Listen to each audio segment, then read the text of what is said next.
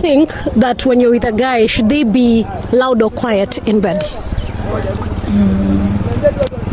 Quite loud. Loud. A guy should be loud, morning loud. Yeah, yes, baby, baby, yes, baby, there. I guess quiet.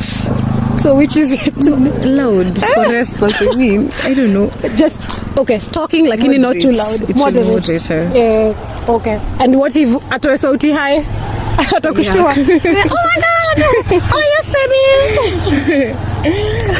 Nimejua show, it's the hostess with the mostest, and here's where we get the deets, we get down and dirty. Hatuogopi, nothing is off limits. So ukitaka kujua, kuja utajua, cause this is what nimejua.